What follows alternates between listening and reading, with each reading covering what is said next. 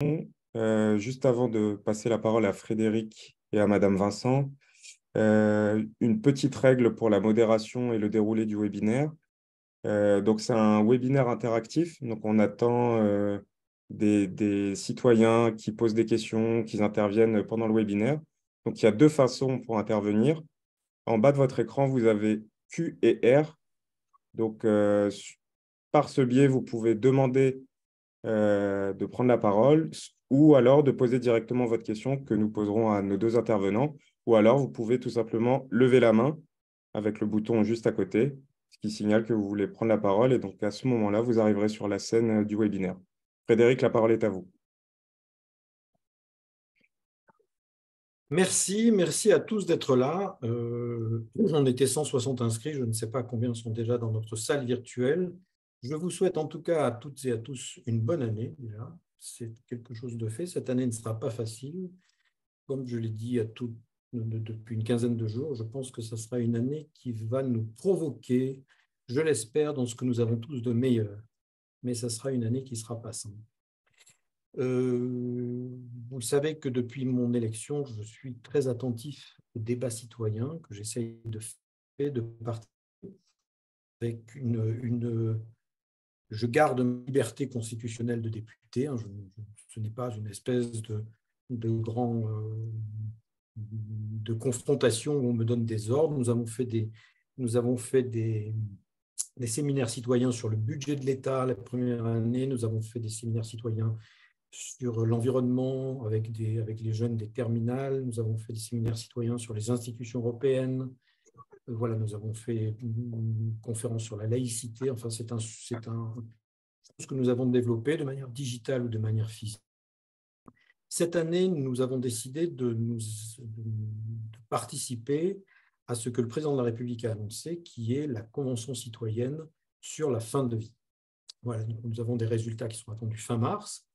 Et parallèlement, ça me semblait important, en tant que député d'une circonscription à l'étranger, de le faire, non seulement parce que la participation citoyenne est importante, mais aussi parce que nous avons à l'étranger, dans tous les pays où nous vivons, les uns et les autres, un éclairage qui peut être différent à la fois sur ce qui se passe en France et puis aussi avec ce qui se passe dans nos pays, dans les pays où nous sommes établis.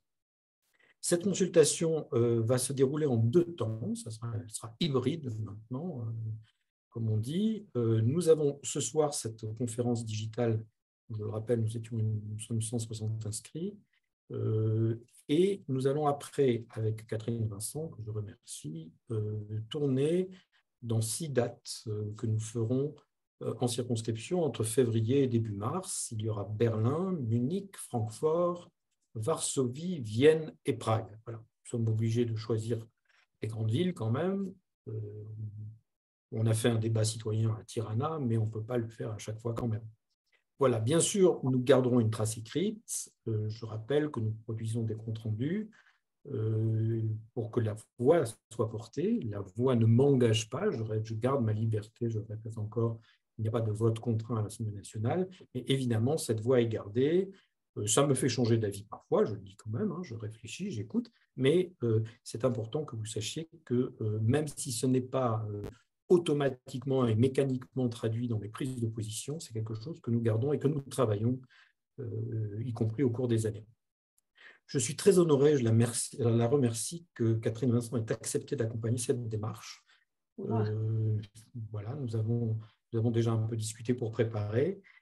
Elle est présente ce soir et elle m'accompagnera aussi. Elle a accepté de se déplacer avec nous, comme l'ont fait certains de ses prédécesseurs que j'avais associés pour le budget, pour l'environnement.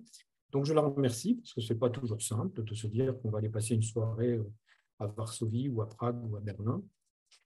Catherine Vincent, vous avez été journaliste au Monde, vous travaillez désormais en indépendante et vous vous consacrez notamment au vieillissement, au grand âge. Ça fait partie des sujets que vous avez abordés. Vous avez écrit un livre, parmi les quelques livres que vous avez écrit un livre qui est sorti il n'y a pas très longtemps, qui s'appelle « La mort à vivre », et dont vous allez évidemment nous parler, et que j'ai évidemment lu, et qui est un recueil, une forme d'écriture qui se développe de plus en plus. Nous l'avons dit dans nos discussions de préparation, C'est un style qui ressemble un peu à Alexeïevitch, pour ceux qui connaissent aussi bien ma circonscription, et cette espèce de documentaire narré et un peu remis en narration et que j'apprécie beaucoup. Voilà, la conférence se déroulera en 2 temps. D'abord, je vais passer la parole à Catherine Vincent qui va faire un petit exposé d'introduction sur le sujet. Et puis, après, vous prendrez la parole et on pourra débattre, évidemment, soit avec Catherine Vincent, soit avec le député, votre député, moi-même, soit sur les deux, soit nous réagirons, parce qu'évidemment, je suis député, mais j'ai aussi un avis personnel et un engagement sur ces sujets, comme vous devez vous y attendre. Voilà, nous avons prévu également, alors on vous a rappelé comment prendre la parole, nous avons prévu également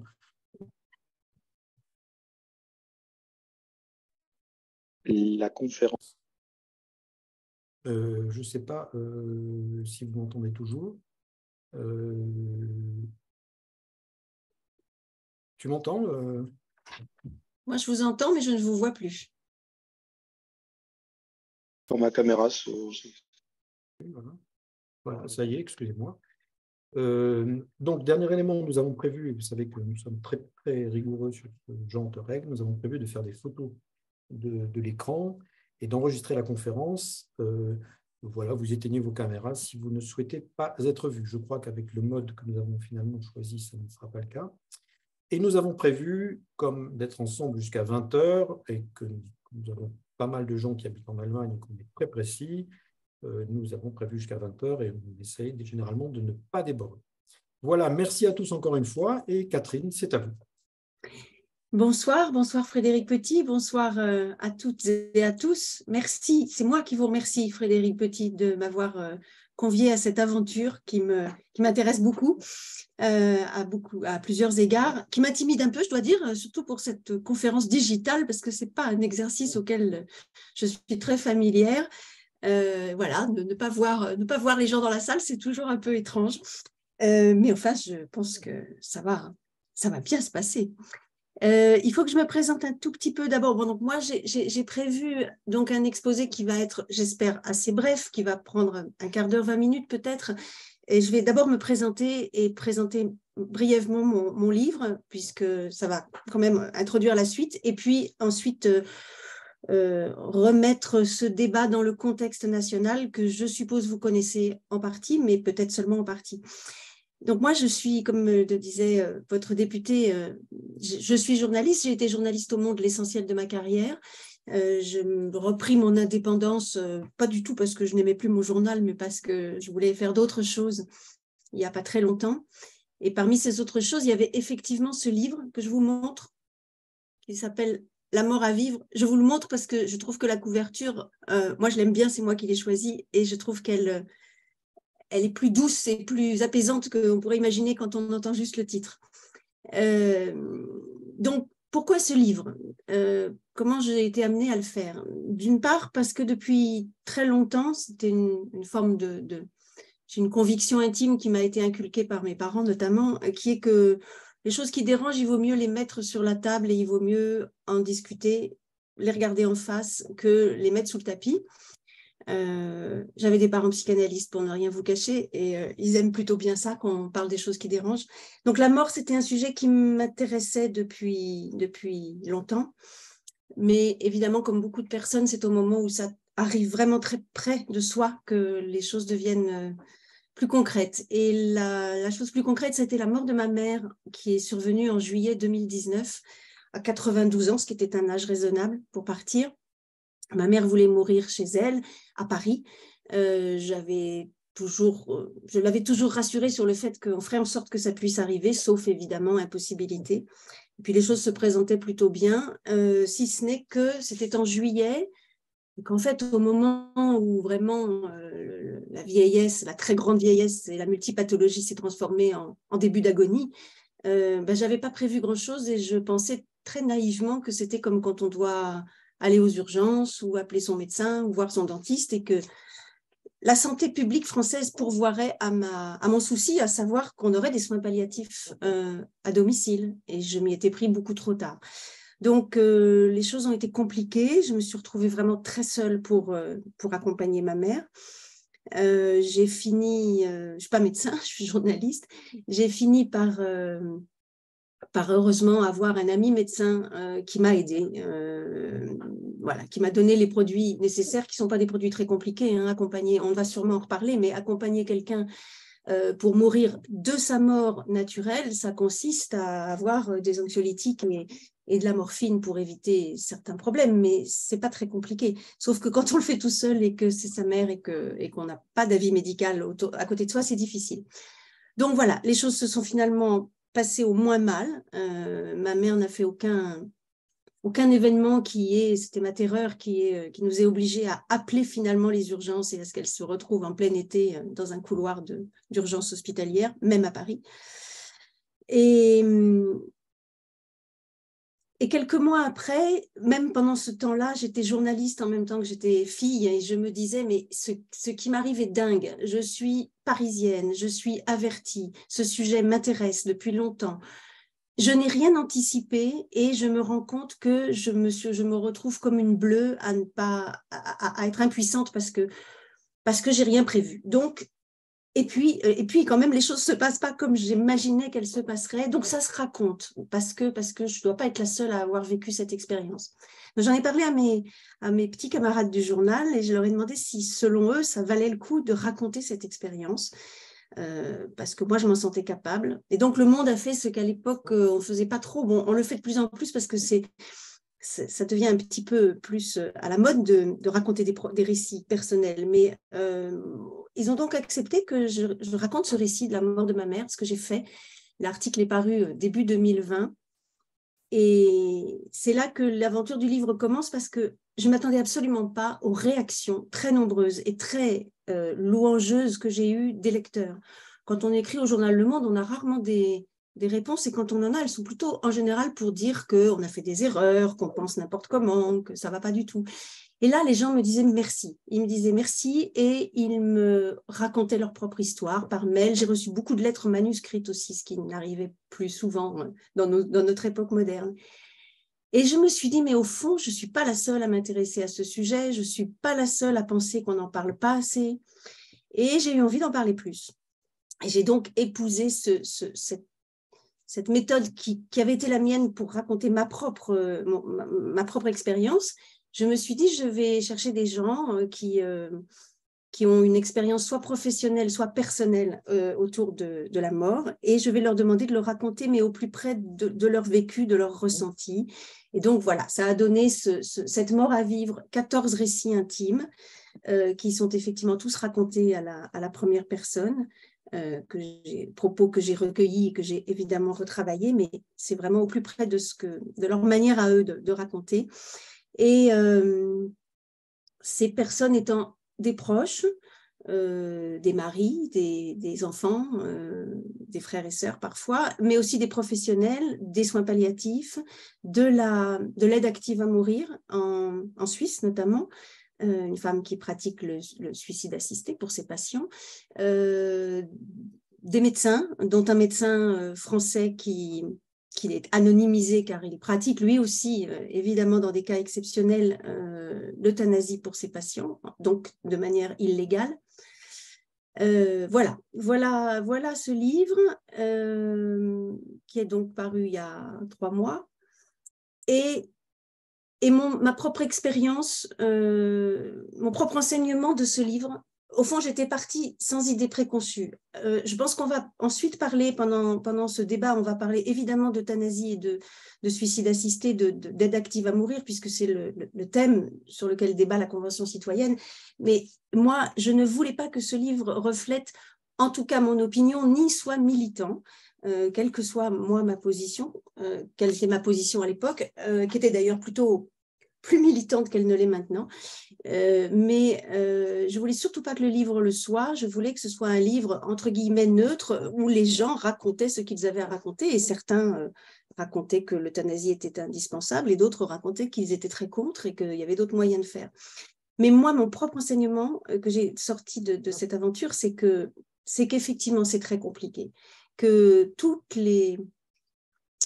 toutes les convictions, pour peu qu'elles soient bien argumentées, sont à entendre.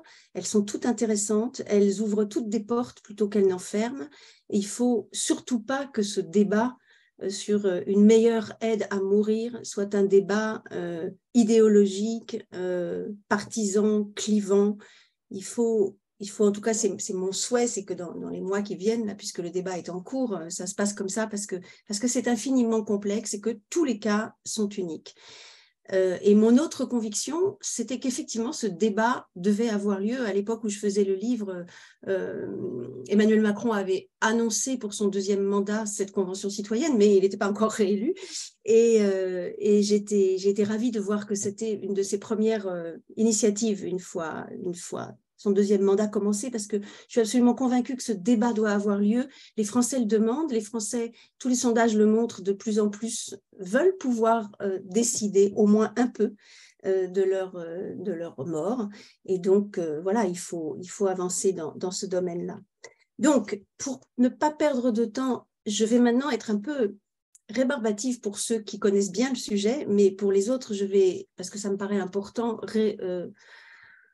rapidement résumer la législation sur ce thème. Donc, pour rappel, la Convention citoyenne, qui a été lancée donc en décembre 2022, est constituée de 170 citoyens qui ont été tirés au sort et dont la mission est de débattre de l'intérêt de changer ou non la loi actuelle sur la fin de vie. Bon, changer la loi actuelle, ça peut vouloir dire accepter l'euthanasie ou le suicide assisté, qui pour l'instant sont interdits. Ça peut aussi vouloir dire améliorer des petites choses à la marge. Et ils doivent rendre leurs conclusions en mars, donc dans 2 mois. Parallèlement à ça, le gouvernement anime plusieurs groupes de travail sur le même sujet, dont les conclusions devraient être rendues également au printemps. Restera ensuite à savoir ce qu'il adviendra de toutes ces réflexions. Est-ce que ça sera le statu quo? Est-ce qu'on adaptera la loi actuelle ou est-ce qu'on proposera une nouvelle loi qui sera à ce moment-là vraisemblablement débattue à l'Assemblée nationale à l'automne? Donc, pour en savoir un peu plus, je voudrais très rapidement vous rappeler quelles sont les législations sur l'aide active à mourir dans le monde. Et alors là, pour ne pas m'emmêler les pinceaux, je vais reprendre mes petites notes. Donc, rapidement, une distinction entre euthanasie et suicide médicalement assisté. L'euthanasie est une action généralement réalisée par un médecin qui consiste à provoquer la mort par l'administration d'un produit létal.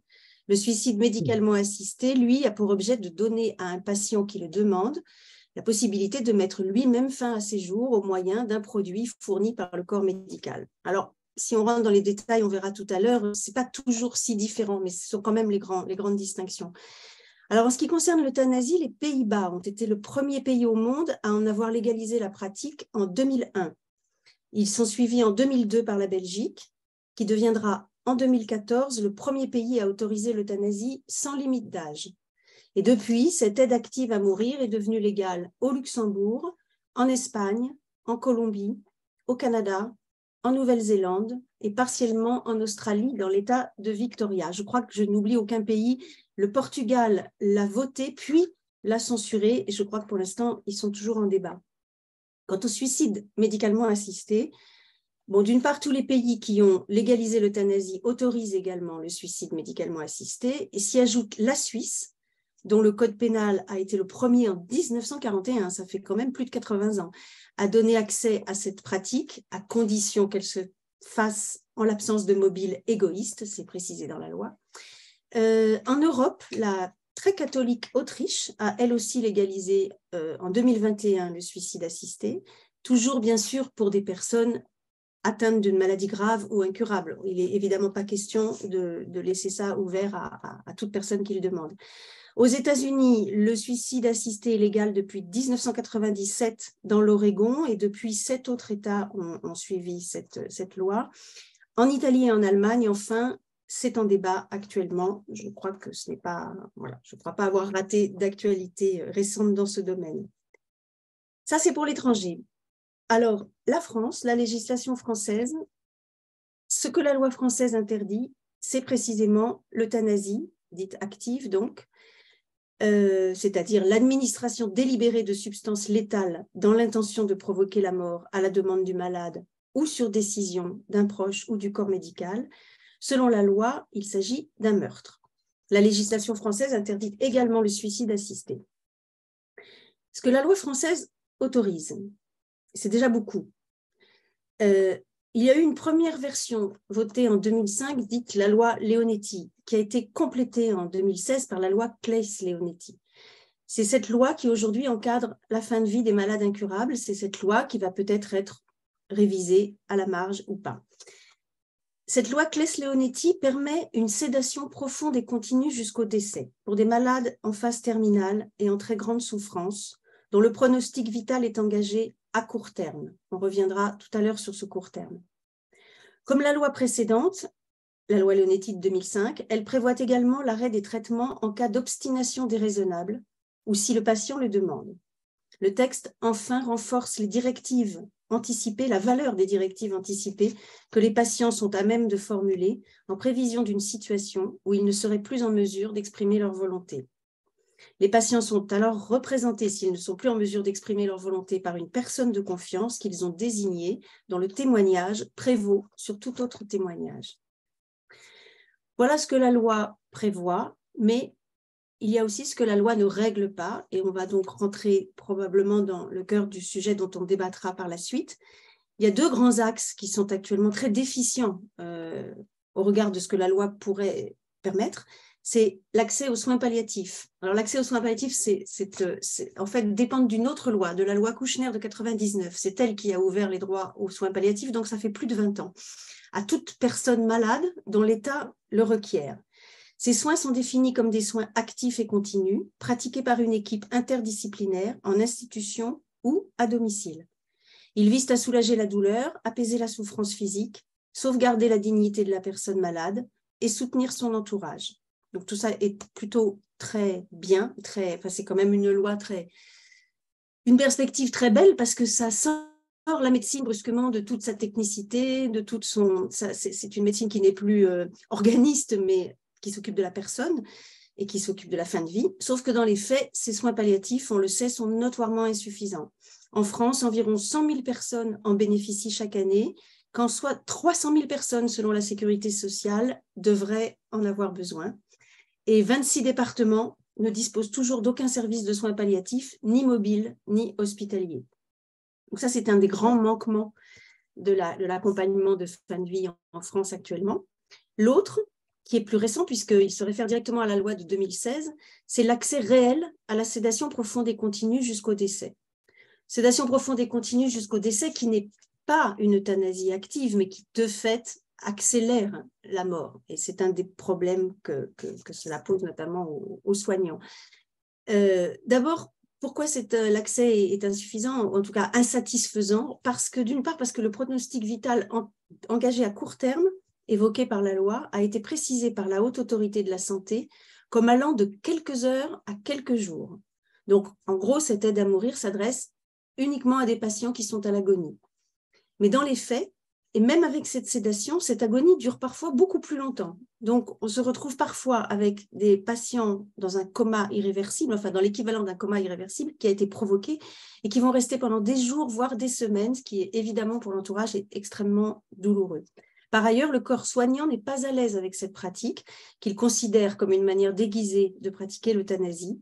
Et enfin, cette loi laisse sans réponse toutes les personnes qui ne sont pas à l'agonie, mais qui ont un pronostic vital engagé à moyen terme, avec une perspective de déclin douloureuse et effrayante, la maladie de Charcot, les cancers en phase terminale, et de plus en plus, on y reviendra sans doute, des personnes très âgées, polypathologiques, que la médecine a maintenu peut-être au-delà de ce qui était raisonnable et qui demandent expressément à finir leur jour avant que la mort les prenne.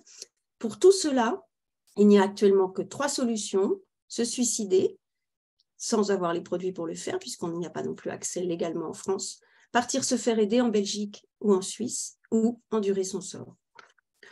Voilà le résumé de ce que je voulais vous rappeler sur la loi telle qu'elle est en France et sur les lois telles qu'elles se pratiquent à l'étranger. Je crois que je vais redonner la parole soit à Frédéric Petit, soit à vous pour vos questions.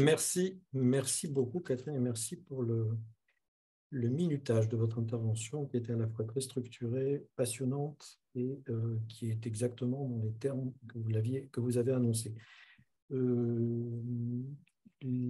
parole est maintenant, je dis à l'équipe de modération de faire circuler le micro dans la salle, comme on dit, ou de poser les questions qui ont été formulées. Oui. Et nous y allons. On a une question de M. Gilbier Charoton. Bonsoir et merci pour cette conférence. Si la France autorise l'euthanasie, comment prévient-on les dérives constatées dans certains pays, en particulier le Canada, euthanasie pour souffrance physique, par exemple vétérans en souffrance post-traumatique aux personnes handicapées ou encore à des personnes pauvres qui ne peuvent plus payer soins ou logement. Au Canada, les conditions prévues par la loi ont été invalidées par la Cour suprême. Comment garantirait-on cela en France? Le problème ne devrait-il pas être de développer les soins palliatifs pour tous avant d'envisager la légalisation de l'euthanasie? Quelles sont vos positions? Politiquement, est-il acceptable de confier la mission parlementaire à M. Falorni, lui-même militant? La décision n'est-elle pas écrite d'avance? Ça fait beaucoup de questions en une question. Ça fait beaucoup de questions. Je vous laisse commencer. Évidemment, Catherine, je reprendrai derrière parce qu'il y a des questions qui sont pour moi. Mais je vous laisse commencer. Bon, d'une part, il faut que je vous précise, je vous l'ai dit, j'étais journaliste et j'ai fait ce livre, mais évidemment, je ne suis pas une experte notamment sur ce qui se passe à l'étranger. La question que vous venez de poser sur le Canada, par exemple, est visiblement très précise. Moi, je ne peux pas vous répondre sur ce point-là parce que je ne sais pas à quoi vous faites, enfin, je ne connais pas assez le détail de ce à quoi vous faites référence. Donc, la question des dérives me paraît, j'ai peut-être pas envie d'y répondre tout de suite parce que c'est une question qui me paraît compliquée. Comme je le disais, je trouve que tous ces sujets sont compliqués et le mot dérive est un mot compliqué. Parce que qu'est-ce qu'on appelle des dérives? Quelle est la réalité de ces dérives? Moi, je n'ai pas vu d'enquête. Voilà, je n'ai pas vu de scandale avéré, et j'ai peut-être raté des choses. Hein.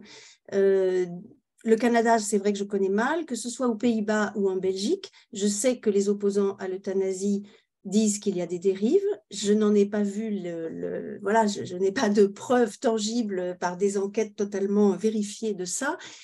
Mais le mot dérive est un mot piège parce que certains d'entre vous ont peut-être vu dans Le Monde, il y a, je ne sais plus quand, je l'ai là, c'était au début, 1er décembre, une tribune de Theo Boer, qui est un professeur d'éthique de la santé des Pays-Bas, qui a fait une tribune assez remarquable et remarquée, où en gros, il dit, les Pays-Bas, donc légalisation en 2002 de l'euthanasie, et 20 ans après, il dit, j'étais à l'époque pour cette légalisation, je ne sais pas si je le serai encore aujourd'hui, parce qu'il y a eu finalement beaucoup plus de demandes que ce qu'on imaginait. Il y a eu une ouverture légale, mais par étapes, de ce droit à l'euthanasie à un nombre croissant de personnes, de situations. Et lui, donc, considère, c'est le titre qui avait été retenu par le journal, c'est une de ses phrases, ce qui est perçu comme une opportunité par certains devient une incitation au désespoir pour les autres. Donc, lui considère que la dérive, c'est qu'en ouvrant cette porte, de plus en plus de gens, pour des raisons diverses, et peut-être effectivement parce qu'ils se sentent de trop, parce qu'économiquement, le pays ne les accueille pas comme il devrait ou comme il pourrait, considère qu'il faut dégager le terrain. Et voilà, donc d'où le désespoir qu'il emploie. Et puis, on peut prendre exactement les mêmes chiffres et dire autre chose. On peut considérer qu'il y a énormément de gens aujourd'hui, donc pour qui le désespoir, c'est de ne pas pouvoir disposer de cette aide à mourir, que les pays dans lesquels on en dispose, certes, beaucoup de gens utilisent ce droit, mais beaucoup de gens, et ça, que ce soit en Suisse ou en Belgique, tous les professionnels de la mort, de l'aide active à mourir que je connais relativement bien et que j'ai interrogé le disent, les gens qui font cette demande et pour qui cette demande est acceptée, évidemment c'est très souvent en différé, c'est pas, on n'arrive pas un jour chez son médecin pour se faire euthanasier le lendemain. Le simple fait de savoir que leur demande est acceptée font que la majorité d'entre eux ne se servent jamais de ce droit. et le disent très clairement, ils disent ça m'aide à vivre, ça m'aide à continuer. Je sais que si un jour je n'en peux plus, je pourrais me faire aider pour mettre fin à mes jours, et du coup, ils ne s'en servent pas. Donc, voilà, je voulais juste insister là-dessus, je vais laisser la parole à Frédéric Petit. Le mot dérive, moi je veux bien qu'on en parle, mais il faut vraiment qu'on sache de quoi on parle. Oui, merci beaucoup Catherine de cette première partie de la réponse. Je voudrais d'abord, moi, dire que, vous l'avez rappelé, comme c'est ma première intervention en réponse aux questions, je vais aussi parler un peu personnellement. Le sujet de la mort est un sujet avec lequel j'ai été, au cours de mon existence, confronté, auquel je pense. Voilà, pas forcément de manière triste d'ailleurs, mais depuis mon adolescence. C'est quelque chose qui me... Voilà, pour moi, la mort et le fait que cette vie est limitée, c'est quelque chose qui en fait partie de la vie et de la joie de la vie. C'est des choses qui m'ont beaucoup fait réfléchir quand j'étais même adolescent. Et je crois qu'il y a quelque chose qui est fondamental, qui est un mot qu'on apprend, enfin, que vous avez prononcé tout à l'heure, mais qui est un mot qui est le mot fondamental, c'est le mot de choix. Je crois que ce qui est important, c'est d'exprimer des choses en choix, en termes de choix. Parce qu'effectivement, j'ai vu passer une remarque dans le chat, sinon on utilise des mots pour un autre. Voilà. Il y a, moi, entre l'euthanasie, entre l'aide à mourir, entre le suicide assisté, entre la sédation active et continue, dans mon travail de législateur ou même dans mon travail simplement de contrôleur de l'exécutif, forcément, je suis obligé d'être très attentif aux mots et de savoir qu'un mot ne s'utilise pas comme un autre. Alors que, voilà, on en parle un peu de manière globale. Voilà, je ne sais pas, alors non, je viens à la question qui a été posée de manière très précise. Je ne sais pas, et encore une fois, personne ne dit, et surtout pas moi, et je ne crois pas que c'est ce qui est en train de se dérouler, personne ne dit qu'on va légaliser l'euthanasie en France, qu'on va faire quelque chose en France. Aujourd'hui, ce qui est posé, et je crois que c'est important que tous les citoyens le comprennent, ce qui est posé, c'est nous ouvrons un débat. Comme le disaient les parents de Catherine Vincent, nous posons quelque chose d'un peu douloureux sur la table, mais franchement, y compris dans les groupes, y compris avec les gens avec lesquels j'en discute, et je parle aussi, je prends aussi la remarque sur mon collègue Falorni, aucun de nous, y compris avec Falorni qui est dans mon groupe politique, n'a envie de préempter le débat et de dire, voilà, comme c'est moi qui m'en occupe, il va se passer ça, etc.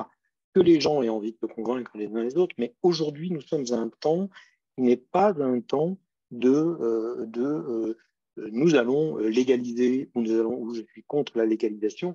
Et encore une fois, je crois qu'il faut vraiment aborder, y compris pendant ces conférences citoyennes que nous allons faire, il faut vraiment aborder le sujet de cette manière, d'une manière, comme l'a rappelé Catherine tout à l'heure, où poser, parler est déjà une grande partie de ce qu'il faut faire et de ce qui va nous permettre d'y voir plus clair. Alors maintenant, plus techniquement, depuis que je fais ce travail, j'ai remarqué qu'il y a des choses extrêmement différentes et qu'on a tendance à mélanger et à confondre quand on est un peu loin de l'appareil législatif. Il y a la loi, il y a l'application de la loi et il y a le réglementaire. Ce sont trois choses complètement différentes. Complètement différentes. Et je dis très simplement, le réglementaire, je n'y peux rien. Je n'y peux rien. Il y a des témoignages dans votre livre, Catherine, où manifestement, nous sommes en face de failles, sont des failles réglementaires, des failles d'application de gens qui se mettent, qui ne respectent pas ce qu'on leur demande de faire, tout simplement. Ça arrive dans tous les métiers, ça arrive dans toutes les familles. Et ça, il y a une tendance à vouloir légiférer la rupture par rapport à la loi en ce moment parmi mes collègues, et je pense que c'est une fausse route. Voilà. On ne peut pas faire une loi pour imposer d'appliquer la loi. Voilà. Et il y a parfois cette tendance, chez un certain nombre de députés ou chez un certain nombre de mouvements, qui fait que, ben non, il faut déjà appliquer la loi. Et en particulier dans la loi Claes-Leonetti, il y a des choses qui sont aujourd'hui mal appliquées ou pas appliquées, et que dans mon rôle de député, je serai très vigilant pour ne pas me lancer dans le fait qu'il faut faire une loi pour que les gens appliquent la loi. Ça ne peut pas se faire. Voilà. Après, il y a également la partie que j'appelle la partie application de la loi. C'est-à-dire, et là je crois que je suis tout à fait d'accord avec la remarque de Gilles, euh, dire dans la loi qu'on a accès aux soins palliatifs et ne pas mettre en face des années après qu'on ne soit toujours pas en état et qu'on ait laissé, qu'il y ait des départements qui s'y mettent, des départements qui s'y mettent pas, qu'il n'y ait pas forcément tous les moyens, que quand ça se passe à la maison, c'est extrêmement compliqué. Voilà, qu'il y ait une espèce de grande aléatoire pour des raisons qui sont des raisons d'application de la loi, ça, c'est embêtant. C'est comme si on disait, la loi dit qu'il faut s'arrêter au feu rouge, et puis ben, de temps en temps, il y a un feu rouge, de temps en temps, il ne marche pas, etc. Non, si on pose la loi, il faut que la loi soit appliquée. C'est quelque chose auquel, ceux qui me suivent un peu depuis 6 ans, savent que je suis très, très attentif. C'est ce que nous appelons parfois l'application au dernier kilomètre. Hein. Il m'est arrivé de participer à des missions avec mes collègues pour aller voir si les lois qu'on votait étaient vraiment utilisées. Ça prend beaucoup de temps, mais c'est très important. Voilà, donc dans la réponse qui est faite, oui, je crois que, et tous mes collègues sont d'accord là-dessus, on est en faillite d'application de la loi sur les soins palliatifs en France, c'est une évidence. Mais ça veut peut-être et sans doute pas dire qu'il faut changer la loi, ça veut dire qu'il faut en prendre toute la conséquence pour qu'elle soit applicable. Voilà, donc je voulais faire cette réponse, je crois que j'ai répondu à tout ce que a soulevé M. Guy Parenton, que je salue évidemment. Voilà, je te repasse la parole. Question suivante. Non, Madame Vincent voulait juste rajouter une Ah, petite chose. pardon. Je me permets de Oui, retirer. non, je voulais juste rajouter brièvement, d'abord, que je suis absolument d'accord avec ce que vient de dire Frédéric et que, évidemment, la question de l'application de la loi est essentielle, mais que d'ailleurs, et que c'est d'ailleurs ce que dit aussi, enfin, on y reviendra après sur l'avis du comité d'éthique, mais et que la question qui est posée à la Convention citoyenne, puisque cette question a été faite au cordeau, évidemment, ils doivent répondre à une question précise qui est: le cadre de l'accompagnement de la fin de vie est-il adapté aux différentes situations rencontrées ou d'éventuels changements devraient-ils être introduits?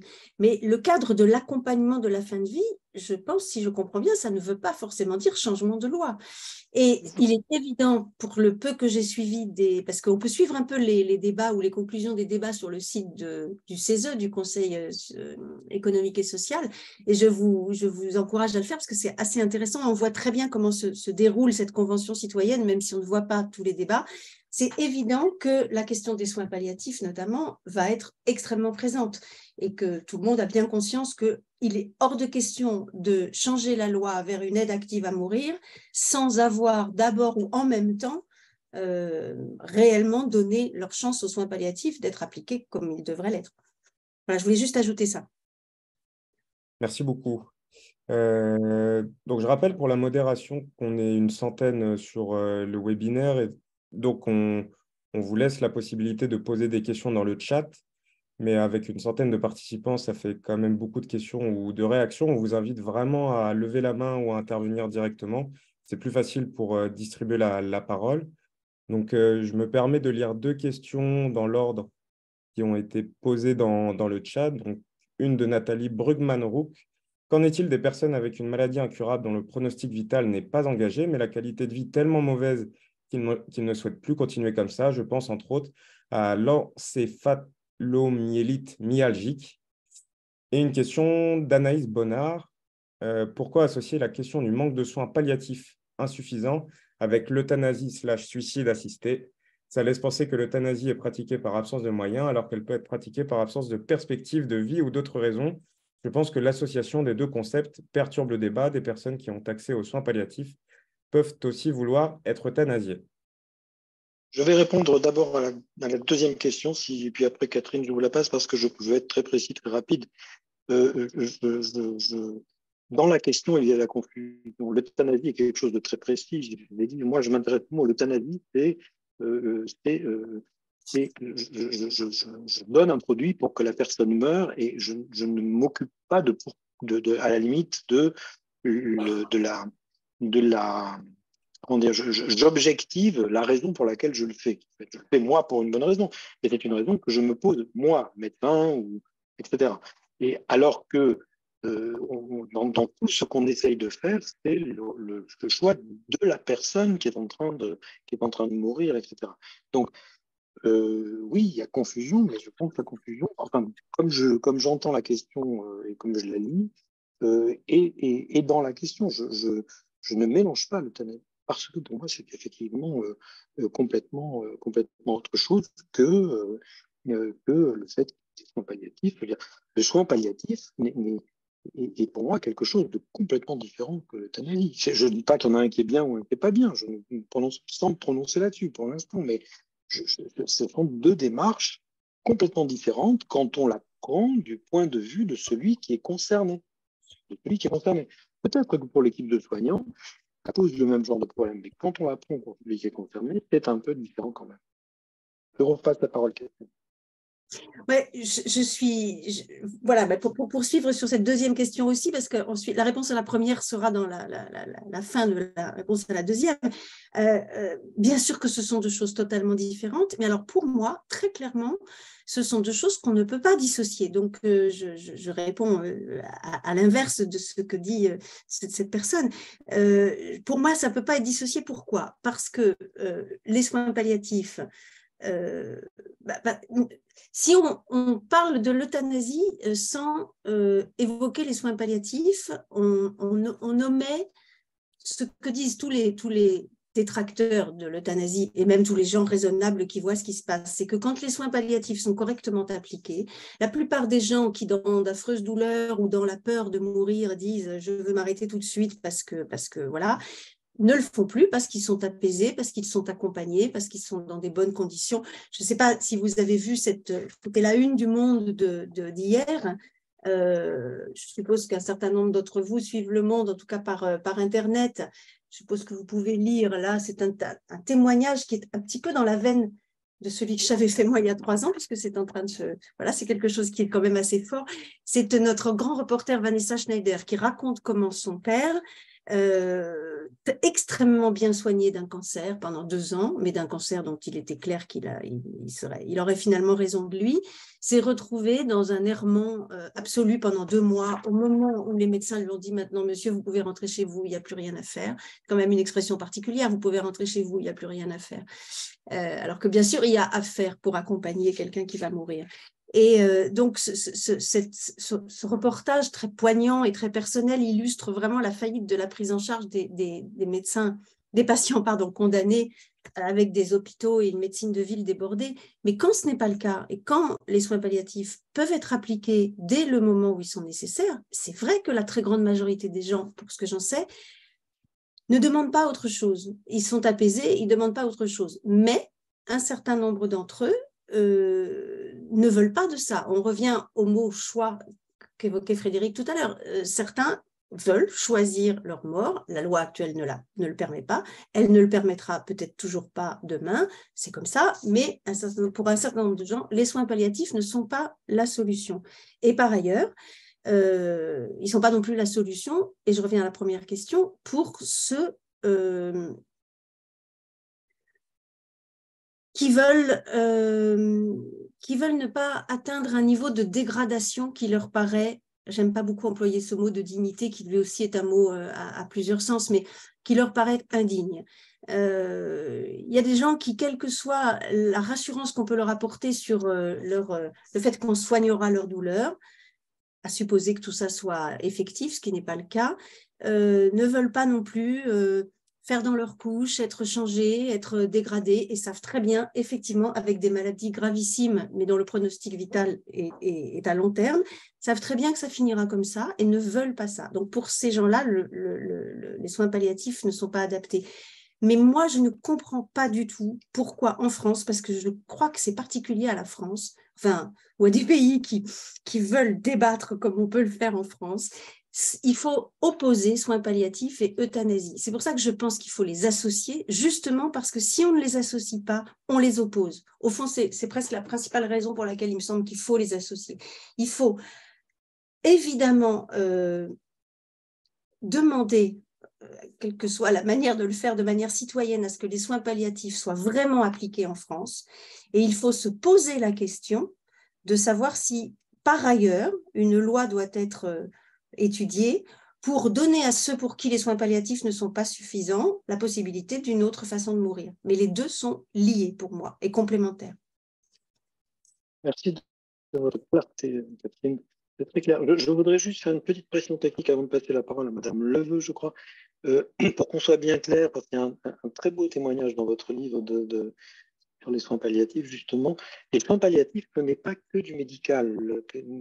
Catherine l'a rappelé tout à l'heure. Hein. Dans des soins palliatifs, il y a un accompagnement de l'entourage, il y a un accompagnement psychologique. C'est-à-dire que les soins palliatifs sont quelque chose qui est extrêmement bien défini dans la loi et qui est extrêmement riche, c'est beaucoup plus qu'un médicament, un palliatif. C'est vraiment, et je crois qu'il faut le rappeler et bien prendre conscience. Ce témoignage est extraordinaire. Ce témoignage du psychologue en palliatif est extraordinaire dans ce qu'il donne du quotidien de ses équipes. Hein, dans la différence avec. Enfin, il ne se considère absolument pas. Il ne veut pas mettre la blouse au début. Hein, oui, il veut pas mettre une blouse. Il ne voit pas pourquoi moi je devrais mettre une blouse. Je fais partie de l'équipe, mais je n'ai pas besoin de mettre de blouse. Voilà, je te passe la parole. Enfin, tu fais passer le micro, Arthur. Oui, donc on a une question de Madame Love, ou une remarque plutôt. Chaque cas est particulier. Comment faire une loi dans ces conditions? Entre parenthèses, je suis médecin. En Allemagne, il y a une possibilité de faire, vous m'excusez, je vais écorcher la langue de Goethe, eine Patientenverfügung, où vous déterminez ce que vous désirez, en particulier en cas de soins intensifs. Seulement 10% des patients qui se sont inscrits pour une aide active à mourir en font usage. Donc, je vais prendre d'autres aussi remarques, questions. Une de M. Stéphane Capellaro. N'existe-t-il pas une solution pour la sédation de manière plus rapide avec un produit plus réactif? Si déjà on envisage la solution, on doit à minima avoir le produit. Une question de Madame Zampa. Comment expliquez-vous les réticences en France sur l'euthanasie/suicide médicalement assisté? La religion est souvent une réponse partielle, mais qui ne s'applique pas vraiment dans le cas de la France. Alors, Arthur, là, c'était un peu lourd. Je propose, Catherine, que vous répondiez aux deux premières et tu me reposeras la troisième, s'il te plaît, après, ou tu la reposeras aussi à tous les deux. Mais je vous laisse répondre sur les deux questions. Vous êtes peut-être plus familière de ces sujets, Catherine, sur les produits et sur la… Alors, la première question, je ne sais vraiment pas quoi répondre parce que c'est évidemment une des difficultés. Chaque cas est particulier, comment faire une loi unique. C'est évidemment c'est une question, mais alors je préfère pas répondre parce que je ne sais pas comment répondre à cette question qui est évidemment complexe. Sur l'Allemagne, je suis désolée, je n'ai pas bien compris de quoi il était question, mais peut-être Frédéric. Oui, c'est un peu on fait une déclaration de la manière dont… C'est un peu le principe. Des directives anticipées. Des directives anticipées de la loi Claes Munich. Ça revient un petit peu à ça. Et alors, sur les deux dernières questions, si je les ai bien comprises, alors la sédation profonde et continue, avoir un produit plus réactif, je pense que ce n'est pas du tout le sujet parce que avoir un produit plus réactif, c'est faire de l'euthanasie active. Toute l'ambiguïté, mais toute l'hybridation de cette loi sur la sédation profonde et continue, c'est en fait, on donne le petit coup de pouce qui va quand même un peu accélérer la mort, mais on ne va pas donner la mort. Donc, il n'est pas question d'avoir un produit plus violent, parce que sinon, on passe à autre chose, et on est actuellement dans l'illégalité. Pourquoi ça dure parfois longtemps? Je suppose, que je n'en suis pas certaine, mais c'est que quand ça s'applique notamment à des gens jeunes, dont l'organisme est encore bien vif, eh ben, faire provoquer une sédation profonde et continue, c'est-à-dire un endormissement profond, ça ne suffit pas à ce qu'on meure vite. C'est toute la question. Il y a bien sûr arrêt à ce moment-là de l'hydratation et de l'alimentation, mais tout le monde sait qu'on peut tenir longtemps, en tout cas parfois plusieurs semaines comme ça. Donc, c'est un des problèmes. Mais il n'y a pas de solution concernant un changement de produit, je ne pense pas. Quant à la raison pour laquelle il y a une telle résistance à l'euthanasie en France, je suis bien embêtée pour vous répondre aussi parce que c'est une question que je me suis posée plusieurs fois. Je ne suis pas sûre que la résistance soit si majoritaire, puisque les sondages, alors ils diffèrent selon qui les font, mais quand même globalement, ils disent au contraire que les Français sont majoritairement pour une évolution de la loi. Après, qu'est-ce qu'ils en font pour eux-mêmes? Ou ils disent qu'ils voudraient pouvoir, et puis après, évidemment, ils ne le font pas forcément. Une fois que l'échéance approche, ils changent d'avis pour eux-mêmes, mais je ne crois pas qu'il y ait une opposition si violente. En revanche, ce qui est sûr, c'est que tous les gens qui sont impliqués dans les soins palliatifs sont violemment contre l'euthanasie. Et ça, je pense que c'est quand même, pour ce que j'en ai entendu, c'est quand même cette imprégnation religieuse d'une part d'un pays qui est quand même profondément judéo-chrétien et catholique, mais la Société française de soins palliatifs a d'abord été créée par un mouvement catholique, même si maintenant c'est beaucoup plus ouvert et laïque. Donc, pour toutes les religions, je crois, et en tout cas pour celle-ci, la sacralité de la vie, c'est pas rien. La loi sur l'avortement, elle n'a été votée qu'au prix d'énormément de difficultés et de conviction pour dépasser justement ce problème de la sacralité de la vie. On retrouve exactement le même à l'autre bout de l'histoire. Et par ailleurs, je crois que l'euthanasie, et ça c'est peut-être aussi plus ou moins spécifique à la médecine française, heurte violemment le corps médical, le corps soignant en général, mais je crois particulièrement le corps médical, parce que ce n'est pas évidemment dans la fonction des médecins que de donner la mort, que certains le disent très clairement, ils disent « je ne le ferai jamais, si une loi existe, elle existera, mais moi je ne le ferai pas ». Et heureusement, ils auront, si la loi bouge, une clause de conscience à faire jouer, parce qu'il n'est pas question d'obliger des médecins à donner la mort s'ils ne veulent pas le faire. Mais il y a un problème de formation, très certainement, parce que pour moi, ce que je sais du Canada, et alors là, ce n'est pas du tout ce que disait monsieur tout à l'heure, mais je ne me remets pas du tout en cause ce que vous disiez, mais je sais que la formation du corps soignant, puisque je crois qu'il y a quand même maintenant un recul suffisant au Canada pour pouvoir avoir commencé à avoir un cursus médical qui intégrait cette aide active à mourir, la formation a changé et le regard des soignants a changé. Mais en France, on n'en est pas là. Donc voilà, moi, c'est les deux explications que je donnerais, c'est quand même religion et puis cet antinomisme de la médecine à donner la mort. Juste une remarque et après je te repasse la parole, je te refais repasser la parole, Arthur. D'abord, je suis tout à fait d'accord sur le fait qu'il faut aussi que le médecin, si on parle de choix, il faut aussi que les médecins aient le choix. Je pense qu'il bien entendu, il doit y avoir une clause de conscience. Et je suis assez surpris que certains de mes collègues, c'est passé dans plusieurs débats, veulent aller dans une loi si autoritaire qu'elle empêche la clause de conscience. Je ne vois pas comment on peut revendiquer une loi qui crée une liberté si en même temps on empêche la clause de conscience de métiers qui sont quand même des métiers extrêmement particuliers au niveau de l'engagement de l'ensemble de la personne. D'abord, et deuxièmement, je suis moins convaincu que vous sur le rôle du religieux, parce que je fais la différence entre religieux et comment dire, et spiritualité. Qu'il y ait quelque chose de spirituel, vous l'avez dit tout à l'heure, c'est quelque chose de très intime. Ça rejoint la question précédente sur le fait que chaque cas est particulier. Là, je suis assez d'accord.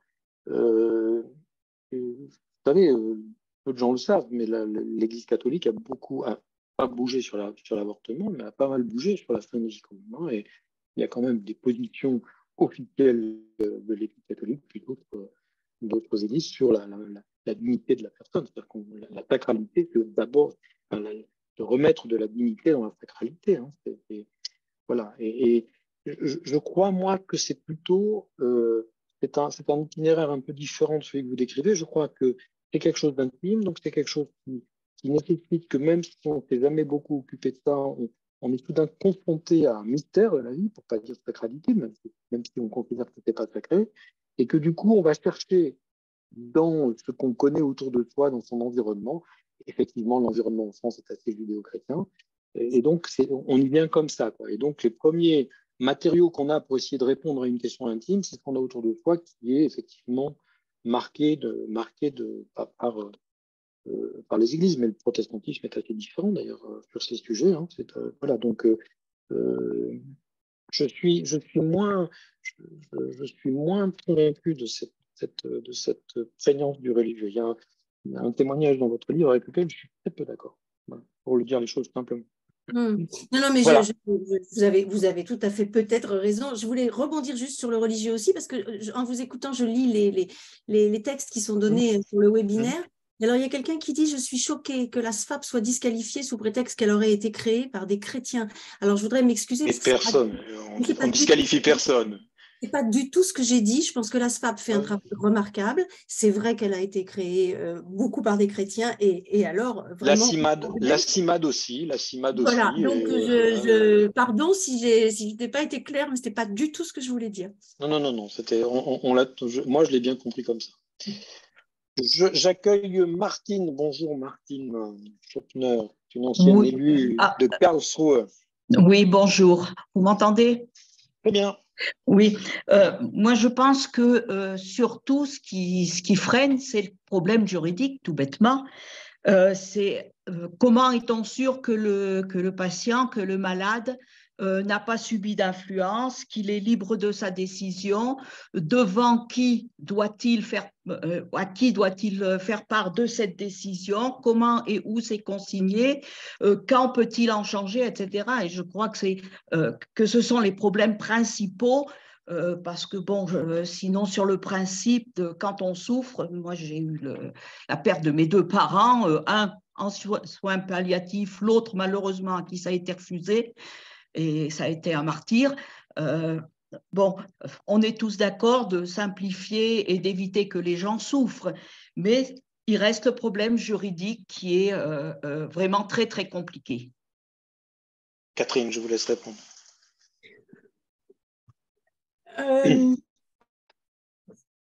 Je pense qu'il faut, il n'y a pas de réponse, il y a bien sûr des réflexions préalables à faire pour faire en sorte que ça se passe le mieux possible et que les manquements et les failles soient les plus faibles possibles. Mais je pense que c'est quand même, on ne peut avancer qu'en marchant. Je pense que les pays qui ont légalisé des aides actives à mourir, et pour beaucoup d'entre eux, on n'a encore pas beaucoup de recul, mais ils ont avancé en marchant, à la fois parce qu'ils se sont heurtés aux problèmes quand les problèmes sont arrivés, parce que, comme je le disais tout à l'heure, le corps soignant s'est adapté à une nouvelle loi. Je pense que c'est un peu la même chose qui s'est produite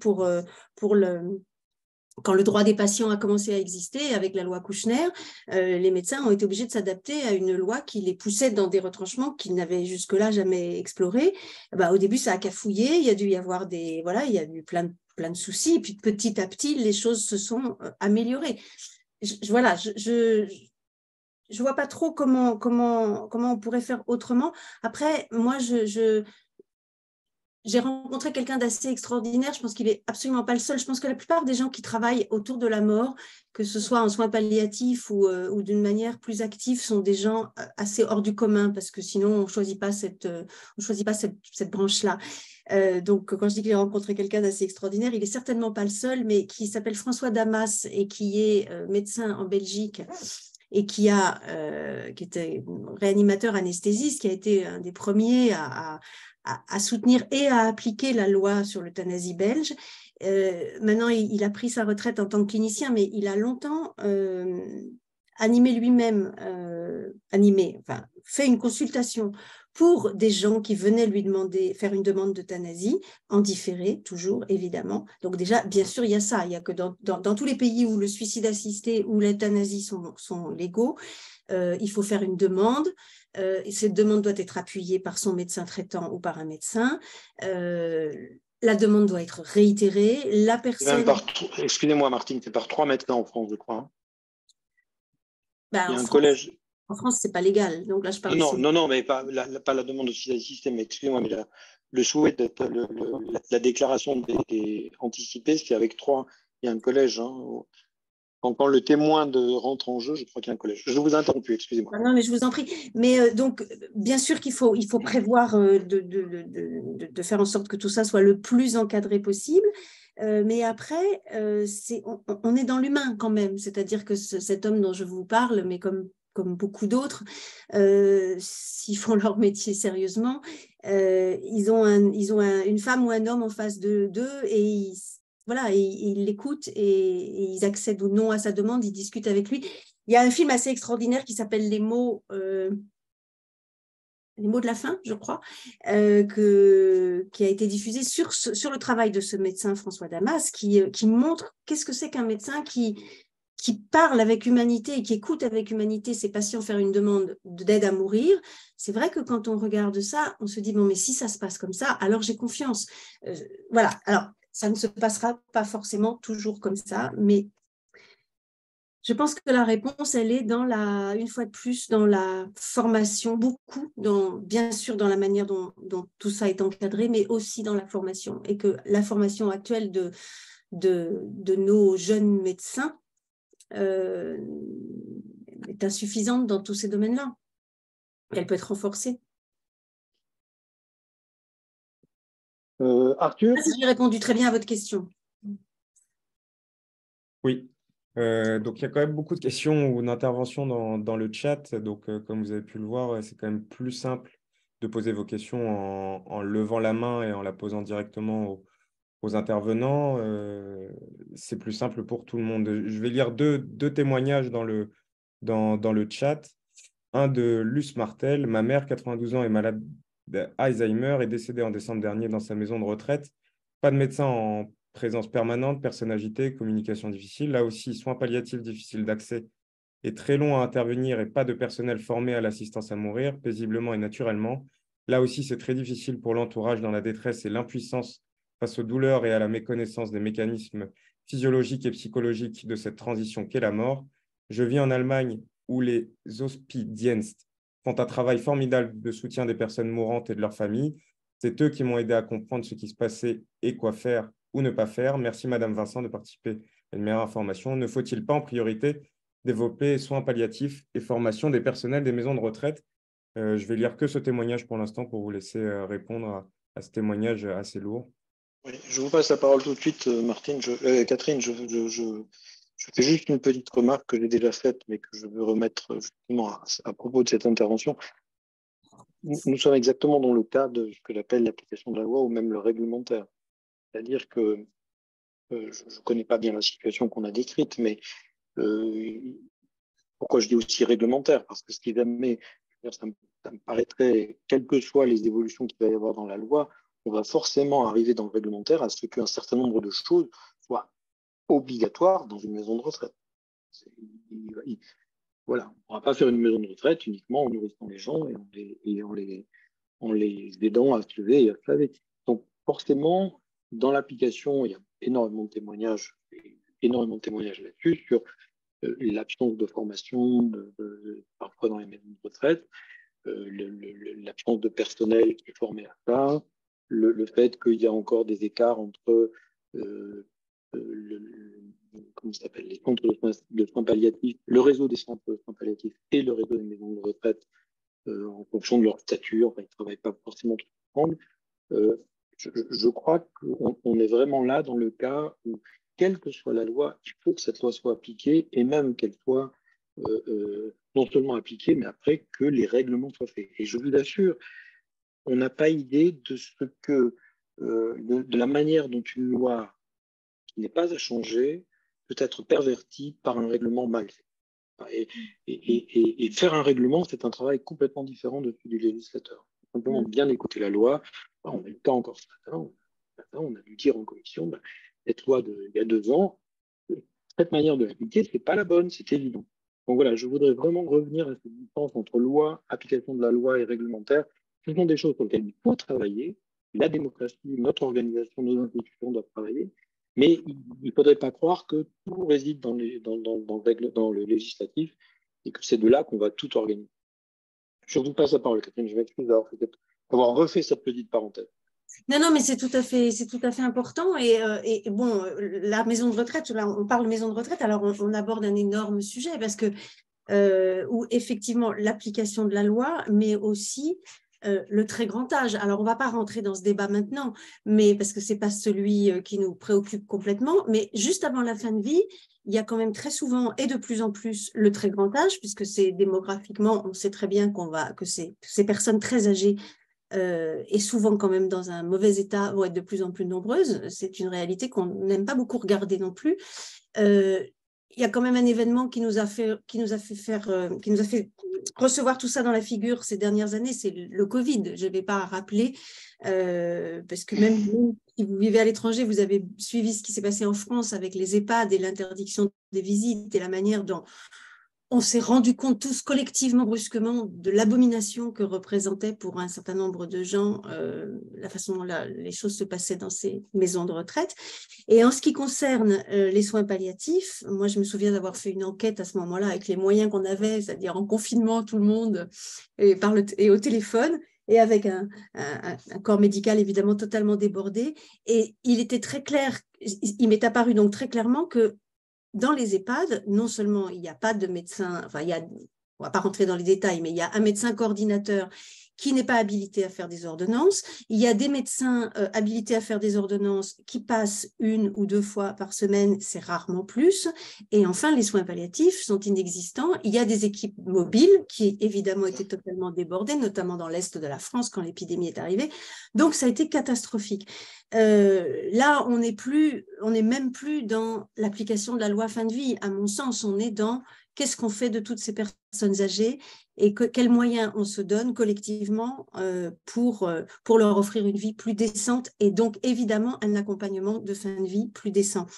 Et je voulais juste rajouter, je ne sais plus où on en était dans les questions, mais qu'est-ce qu'il faudrait faire pour que, oui, quand Frédéric vous parlez application de la loi et formation du personnel soignant, ce qui est évidemment essentiel, il y a quand même autre chose, c'est l'information des patients. Et je pense que c'est très important, quel que soit, alors pour le coup, la loi, avec les outils nul n'est censé ignorer la loi, mais quand la loi est compliquée et qu'en plus, parce que la sédation profonde et continue, c'est compliqué de comprendre précisément de quoi il retourne. Et quand en plus, c'est un sujet dont on n'a pas forcément envie de se préoccuper, quand on a plein d'autres choses à faire, ben, on ne s'informe pas. Et la loi Claes-Leonetti qui offre par exemple les directives anticipées, c'est pas rien les directives anticipées. C'est quelque chose qui permet d'abord de réfléchir à sa propre mort ou à celle de ses proches, on peut leur en parler.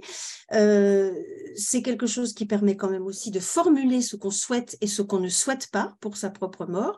Et après, très clairement, et là, c'est même pas une question de règlement, le médecin reste quand même habilité à décider s'il les applique ou pas, voilà, si elles sont raisonnables ou si elles sont déraisonnables. Là, on rentre de nouveau dans des arguties qui sont complexes, mais qui sont importantes, parce qu'évidemment, on ne peut pas demander n'importe quoi et recevoir n'importe quoi. Mais ce qu'il faut savoir, c'est que selon, je ne sais plus un sondage qui date de 2021, qui a été fait par le Centre national des soins palliatifs et de la fin de vie, seulement 48% des Français connaissent l'existence des directives anticipées et seulement 18% d'entre eux les ont rédigées. Donc, voilà, c'est un exemple parmi d'autres de tout ce qu'on ne sait pas et finalement d'une information des patients qui est également extrêmement utile pour que les citoyens puissent s'emparer précisément de ce que la loi leur permet de faire. Oui, je rajoute une petite phrase. Je suis assez d'accord. Je crois on est dans une société qui cache la mort. Je vais vers quelque chose de beaucoup plus large que le sujet. Et effectivement, c'est quand même compliqué de pallier ce manque de formation, ce manque d'information des patients dans une société pour aller vite de plus en plus matérialiste et où la mort est un tabou. C'est-à-dire, donner envie de se renseigner sur un tabou, c'est voilà, quand on a déjà du mal à se renseigner sur son compte de formation, sur des choses qui font vivre, dire aux gens, voilà, donc je crois qu'on a vraiment une question qui est là, ne touche absolument ni la loi, ni le règlement, ni l'application de la loi, mais qui touche quelle est la philosophie de la société dans laquelle on veut vivre. Quoi. Et culturelle. Voilà. Et culturelle. Tout à fait, je suis absolument d'accord. Arthur. Oui, donc il reste une vingtaine de minutes pour le webinaire et donc on n'aura pas le temps de prendre toutes les questions. Donc je vous encourage encore une fois à lever la main. Il y a quand même des témoignages qui peuvent faire réagir dans le chat. Donc je me permets d'en lire un avant de passer la parole à une main qui se lève. En phase terminale de cancer et hospitalisé, mon compagnon a bénéficié d'une sédation progressive et profonde qui l'a aidé à mourir et nous a consolés, nous et ses proches. Il avait rédigé ses directives anticipées. Il avait bénéficié de soins palliatifs à la maison pendant 1 an. En Allemagne, le palliatif n'intervient pas au moment de l'agonie, mais de la fin du thérapeutique curatif. Reste le soin. J'ai une main qui se lève de Jean-Michel Traînard. Donc, on vous passe la parole. J'active votre micro. Il faut que vous l'activiez aussi. Bonsoir. Bonsoir. Je voudrais parler d'un problème. Vous parlez en permanence de la problématique liée à la douleur. J'ai eu un cas d'une personne que j'estimais beaucoup qui a demandé à mourir parce que son état, ses capacités cérébrales, disons, allaient en déclinant et qu'il a dit « je ne veux pas, je veux rester jusqu'au bout maître de ma mort, je ne veux pas que que j'en arrive à un point où je suis un légume où les autres décident de moi. Donc, tant que je suis conscient, je demande à mourir. » On a pu, c'était en 2006, on a pu, comme c'était les débuts de la loi, on a pu se procurer les produits pour répondre à son vœu. À l'heure actuelle, ça ne serait pas possible. Donc, vous parlez d'un cas qui s'est passé en France, monsieur? En France, oui, en 2006. Je ne dis pas qui, je ne dis pas quoi, parce que il y a eu ça a été illégal ce qu'on a fait. On a simplement dit, on a pu suivre son souhait, on lui a donné les produits et au bout d'un certain temps, il a dit, avant que je parte dans les limbes, je me suicide. Et il l'a fait. Mais est-ce que ce cas que vous citez, que je trouve très intéressant, est-ce que ça a été encadré médicalement ou quand vous dites c'était illégal, est-ce que ça s'est fait sous le manteau parce que vous aviez… enfin, comment ça s'est passé? Parce que… Il y avait un médecin dans ceux qui ont suivi le cas. Évidemment, c'était extrêmement restreint. Enfin, si, les produits, on se les a produits auprès d'un médecin. Je ne veux pas dire son nom parce qu'il risque des poursuites. Mais il est allé le voir, il lui a dit, voilà, avant que je sois complètement gaga, je veux pouvoir disposer de ma mort. Il les a reçus, il a attendu, et un jour, il a dit, bon, maintenant, je m'en vais. Et ça a été quelque chose qui, pour moi, ça m'a rendu, je trouve qu'il a acquis une dignité par là, en choisissant contre toutes les pressions environnementales de dire non, moi, je décide et je fais. Or, et là, vous n'autorisez des aides qu'en cas de souffrance insupportable ou je ne sais quoi encore. Je trouve que la dignité du patient, c'est de respecter sa volonté, même si il souffre pas assez pour justifier ça. Merci. Ben, monsieur, je pense que vous soulevez deux perspectives. L'une qui est… le suicide n'est pas interdit en France. Hein. C'est pas un délit de se suicider, mais on ne peut pas obtenir de produits… Voilà. Bon. Après, on imagine ce qui se passerait si, je ne sais plus comment ça s'appelle, le pentobarbital était en vente libre en pharmacie. Évidemment, ça poserait d'autres soucis. Donc, ce n'est pas non plus possible. Mais voilà, peut-être qu'il y a une piste de réflexion sur comment et dans quel cadre se procurer, sans pour autant avoir une maladie incurable et avec des douleurs épouvantables. Peut-on, dans certains cas, se procurer le médicament qui nous permettra de nous donner la mort, sans se jeter d'un train ou se pendre, ce qui sont quand même des manières absolument violentes pour tout le monde de se suicider. Mais ce que vous évoquez, ce qu'on évoque là, c'est pas très loin du suicide assisté tel qu'il a été légalisé en Oregon. Et j'en profite pour parler du Comité consultatif national d'éthique, parce que je pense que c'est quand même très important de le rappeler. Comité national d'éthique français qu'on ne présente plus et dont on ne présente plus la prudence, et qui pour la première fois en septembre de l'année dernière, donc avant le lancement de la Convention citoyenne par Emmanuel Macron, a rendu un rapport, l'avis 139, sous l'intitulé « Questions éthiques relatives aux situations de fin de vie, autonomie et solidarité », dans lequel, pour la première fois, le CCNE considère qu'il existe, alors il ne le recommande pas, hein, on est bien d'accord, mais il considère qu'il existe une voie, je le cite, pour une application éthique d'une aide active à mourir à certaines conditions strictes avec lesquelles il apparaît inacceptable de transiger. C'est toujours un peu, il faut toujours rentrer dans les détails avec le CCNE. Mais moi, j'en ai discuté ensuite avec Régis Aubry, qui était un des rapporteurs de cet avis. Et le CCNE a étudié les différentes législations étrangères qui ouvrent la légalisation à l'aide active à mourir, et ils retiennent l'Oregon comme la chose la moins, comme la plus envisageable, comme ce qu'on peut le plus considérer comme respectueux des valeurs qu'ils considèrent comme fondamentales, parce que dans l'Oregon, alors je crois qu'il faut quand même une maladie incurable, mais c'est un délai avec un pronostic vital engagé sur 6 mois, c'est-à-dire quand même, on peut considérer que 6 mois, c'est pas beaucoup, mais enfin, c'est quand même beaucoup plus que quelques heures ou quelques jours. Et le médecin délivre, c'est pas ce qui se passe en Suisse. En Suisse, quand le suicide assisté est accepté, on revient le jour qui a été décidé entre le médecin et le patient, et le médecin actionne la seringue ou donne la pilule au patient, qui bien sûr peut toujours la refuser jusqu'à la dernière minute, mais le médecin est là pour l'accompagner dans ce passage.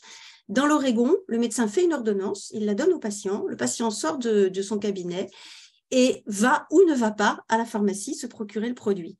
Et l'expérience montre, comme dans tous les autres cas d'ailleurs, que la plupart du temps, il n'utilise finalement pas son ordonnance, mais bien sûr, il peut quand même l'utiliser. Ce que vous décrivez, monsieur, c'est un petit peu ça. À ce sujet, Catherine, je pense qu'il y a un malentendu dans quelque chose que j'ai vu passer dans le chat. Quand on dit que les gens sont rassurés et vont moins faire l'euthanasie, on parlait, il me semble, on parlait au début de l'accès aux soins palliatifs, hein, plus que des directives. Ce n'était pas sur le sujet français, c'était le sujet un peu général. On te repasse la parole, Arthur. Monsieur Traînard, vous avez terminé votre intervention? Oui, je voudrais juste ajouter 2 cas. Primo, le cas a été évoqué dans le bouquin de Véronique Fournier paru en 2015, où une patiente est allée en Belgique, a demandé les moyens de se suicider à son médecin, et finalement, il les lui a accordés, en estimant, bah oui, elle était en parfaite santé, mais elle a dit, moi, je veux partir. Point final. Ensuite, il y a eu un arrêté du Conseil constitutionnel allemand disant, bon, de toute façon, la fin de vie et décider de sa fin de vie est un droit fondamental de la personne. Il y a eu un jugement, la personne avait demandé à ce qu'un médecin l'aide, et il a dit, ça, c'est pas nécessaire, il y a suffisamment d'organisations, etc., qui peuvent le faire, donc vous n'avez pas à demander expressément à un médecin pour le faire. Mais vous avez les moyens, vous sont libres. Merci. Merci à vous. Arthur, peut-être qu'on va commencer, peut-être prendre une dernière réflexion. Je vais peut-être annoncer la fin de comment va se passer la fin. Je crois que nous avons préparé, enfin, techniquement, c'est pas moi, mais il y a un mini-sondage qu'on fait. C'est la première fois qu'on utilise ce moyen. Alors, encore une fois, c'est pas un vote démocratique de l'Assemblée nationale, mais c'est une indication pour les participants. Je ne sais pas comment ça va se passer. Vous allez sans doute le voir apparaître, il me semble. Arthur, tu peux expliquer rapidement? Oui, vous verrez à l'écran d'ici 5 minutes un sondage qui apparaîtra automatiquement. Il y aura 3 possibilités de réponse on donnera donc les résultats en direct. Ce sont des votes anonymes, évidemment. Et nous laisserons nos 2 intervenants réagir à ce sondage et conclure. On va prendre encore 2 questions dans le chat. Une de M. Erwan Salah qui dit « Une étude aux États-Unis a montré que quand des panneaux proposant une aide psychologique aux personnes pensant au suicide sont affichés, le nombre de suicides augmente. Si l'aide au suicide est une option, les timides et ceux qui se sentent de trop se sentiront poussés à l'accepter. Comment s'assurer que ce sont le choix du patient qui est respecté et non ce qu'il estime peut-être à tort être ce que les autres veulent. Une autre d'Anaïs Bonnard. Le problème de la sédation profonde est que cette décision dépend des soignants. Les patients sont pris en otage de la décision d'un tiers et de son temps de décision. Même quand cette décision est choisie, elle est appliquée souvent très tard. Comment redonner au patient sa liberté de choix et ne pas sans cesse disqualifier son libre arbitre? Ce sont des questions compliquées. Oui. Euh, Allez-y, Catherine, puisque ce sont des questions compliquées.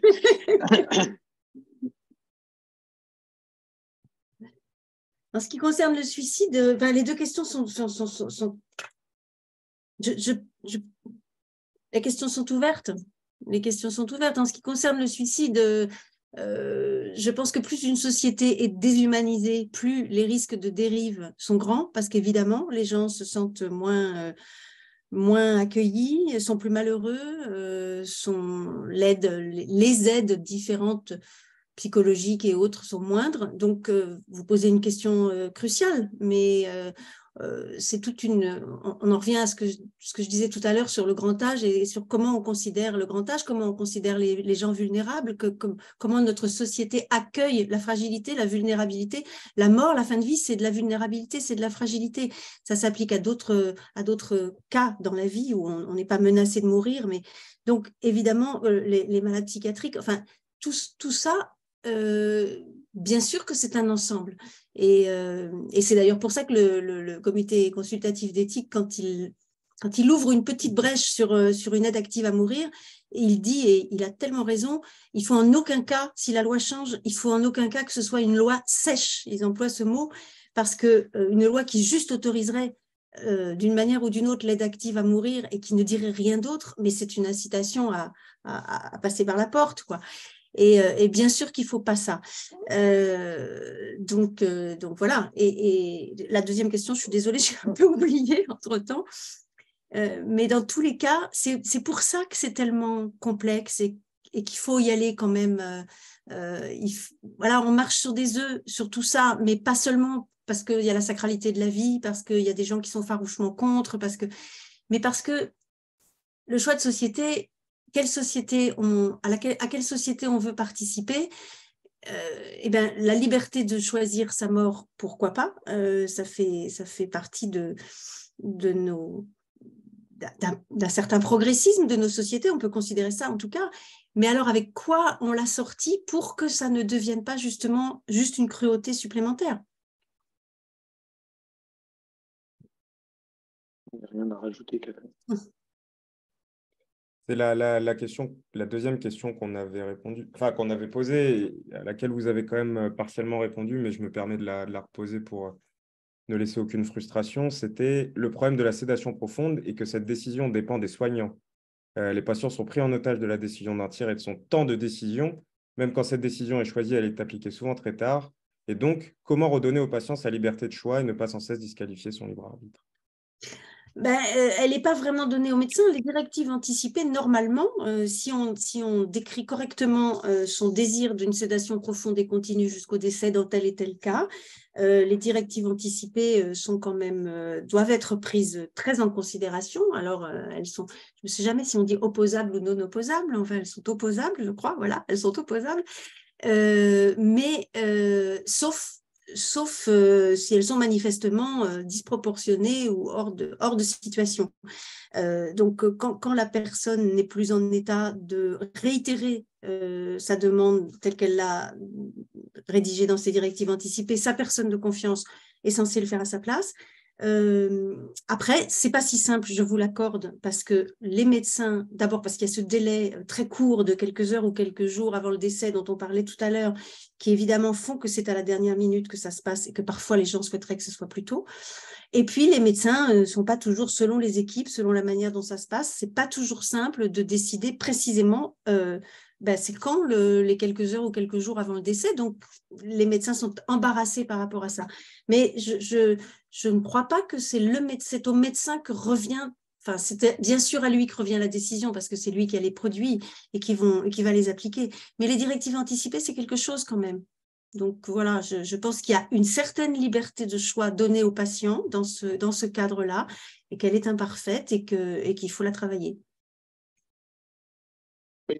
Voilà, juste pour compléter quelque chose que j'ai dit aussi, ça veut dire qu'en plus de l'application, en plus des règlements, il y a aussi les personnes qui peuvent être parfois la manière d'appliquer par les personnes elles-mêmes. Voilà, on n'est pas tous parfaits dans tout ce qu'on fait, et il peut y avoir des erreurs. Voilà, c'est humain. J'ai bien aimé cette remarque-là. Nous sommes humains, y compris quand nous sommes chargés de faire quelque chose qui est écrit dans la loi, qui est bien appliqué, etc.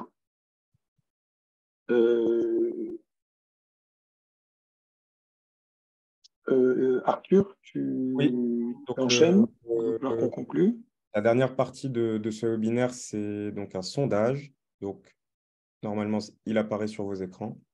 Oui. Donc, c'est la question posée par la Première ministre, rappelée par Madame Vincent. Donc, le cadre de l'accompagnement de la fin de vie est-il adapté aux différentes situations rencontrées ou d'éventuels changements devraient-ils être introduits? On va attendre quelques secondes que tout le monde ait le temps de réagir.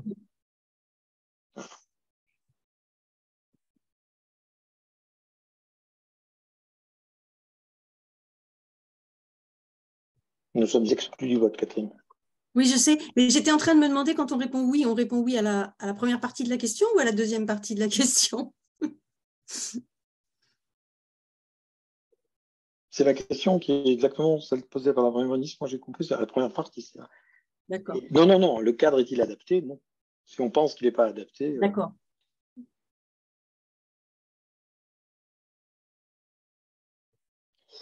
Et tant qu'on y est et qu'on attend les résultats, je voudrais rappeler, puisqu'on parle de questions biaisées, moi je ne l'ai pas remarqué, donc généralement je suis très attentif à ça, donc ça ne va pas se sauter aux yeux. Je voudrais quand même rappeler quelque chose sur la Convention citoyenne qu'on oublie très souvent, que ces conventions citoyennes, la précédente et celle-ci, se passent au CESE, donc au Conseil économique, social et environnemental, et que les citoyens qui sont là sont très aidés par des fonctionnaires. C'est des équipes, il y a une équipe de légistique, il y a une équipe de gens qui les aident à débattre, plus qu'à l'Assemblée nationale encore. Et donc, dans le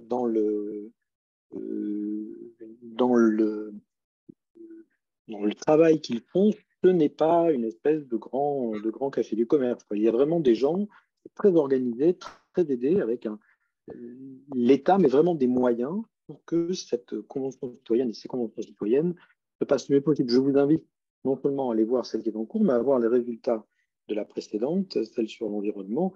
On voit que les débats sont aidés par un professionnel, soit du débat lui-même, soit de la légistique ou techniquement. Donc, je suis sûr qu'ils ont des médecins autour d'eux, qu'ils ont des psychologues autour d'eux, etc.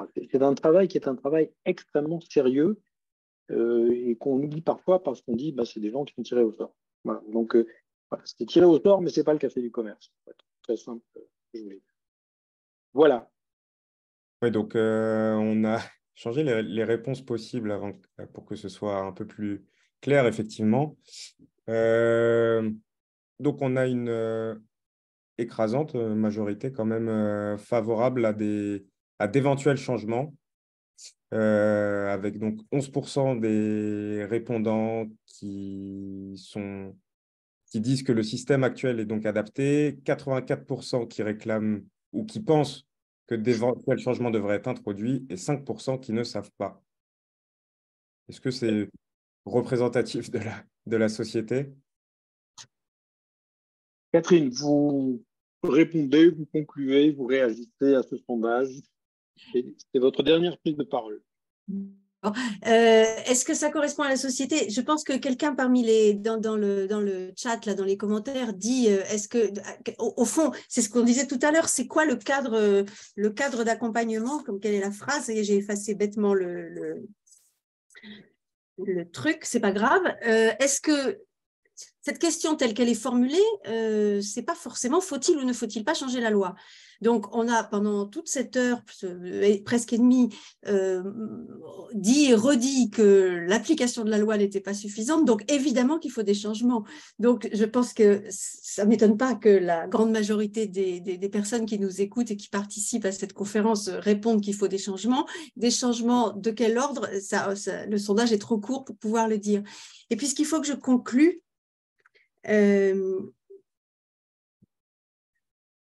je pense quand même qu'il y a un mot qu'on n'a finalement pas beaucoup employé et qui correspond à peu près à tout, même s'il est lui-même souvent très déficient, et c'est parce qu'il est souvent très déficient que les choses ne se passent pas aussi bien qu'elles pourraient se passer. Quelle que soit la manière dont on décide d'aider nos concitoyens à mourir, le mot qui pour moi me paraît essentiel, c'est le mot accompagnement. Je pense que voilà, on peut rester sur ce mot, c'est pour ça que j'ai envie de conclure avec lui. On ne fera jamais d'assez bon accompagnement de la mort, de la vie non plus d'ailleurs, et la mort c'est quand même une grande aventure. On est quand même la seule espèce qui grandissons en sachant que nous sommes mortels, en sachant que ça va se terminer comme ça. Je pense qu'on a tout à gagner à œuvrer ensemble pour que cela soit un peu moins tabou. Ça ne l'était pas à une époque, ça l'est devenu, ça peut le redevenir moins, et à considérer que l'accompagnement, sous toutes ses formes, de la mort, c'est quelque chose d'essentiel. Merci Catherine. Je vais enchaîner en disant que peut-être on dit souvent que la politique, c'est faire vivre ensemble, et ben peut-être qu'il faut aussi faire mourir ensemble. Et vieillir ensemble. Voilà, j'attends il devrait apparaître un slide où il y aurait les dates où je pourrais réannoncer la suite qui va être faite. Merci beaucoup Catherine, c'était vraiment extrêmement profond et extrêmement clair en même temps. Donc, merci pour votre intervention. Merci à tous ceux qui étaient là et d'être restés aussi nombreux aussi longtemps. Merci à vous et à vous tous. Voilà, on reverra certainement certains d'entre vous. Voilà, vous avez les dates. Donc, le 27 février à Berlin. Quand on dit à confirmer, c'est vraisemblablement que ça va aller, c'est qu'on n'a pas encore la confirmation de la salle. Il y a de la logistique dans tout ça. Voilà, mais voilà les dates qui sont à noter. Donc Berlin, Francfort et Munich, et Varsovie, Vienne et Prague une semaine après. Donc évidemment, on pourra retrouver certains d'entre vous et puis d'autres à ces moments-là. Et on vivra aussi on vivra notre expérience d'être ensemble dans ces grands mystères. Physiquement et non plus uniquement virtuellement et à distance. Voilà, en tout cas, merci à tous. Catherine, à bientôt, merci beaucoup. Et merci à notre équipe de modération qui a eu quelques soucis, en particulier avec ma caméra. Mais on y est arrivé et tout s'est bien passé. Merci à tous, à bientôt, bonne soirée, bon courage. Un grand merci à vous, bonsoir et à bientôt. Bonsoir.